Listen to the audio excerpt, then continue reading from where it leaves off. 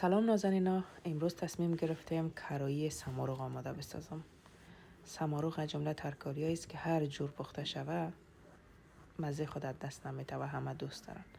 سمارغ را شستم، خردش کردم و در کرایی میندازم تا سرخ شود.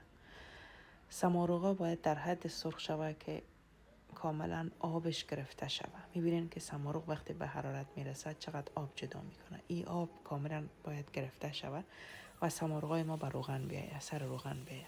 وقتی که سر روغن آمد یک مقدار رومی، سیر، مرچ اضافه میکنیم.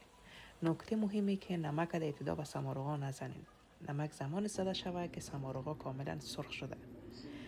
وقتی که این کار انجام بدین سمارغتان مزه‌دارتر میشه. ببینین وقتی رومی با سمارغ یک جا حل میشه چه رنگ و لعابی از خود بیرون میزنه. واه واه واه واه. اجازه بدین که رومی و سمارغ دوباره سر روغن بیایه. ببینین به به به به. واقعا یک چیز مزه‌دار، یک چیز صحی و بسیار آسان. با چند قلم مواد شما میتونین یک غذای بسیار خوشمزه و صحی در خانه آماده بسازین. امتحانش کنین، پشیمان نمیشین. اگه خوشتان آمد لطفاً صفحه مرا فالو داشته باشین تا در این قسمت بیشتر فعالیت داشته باشم. تشکر.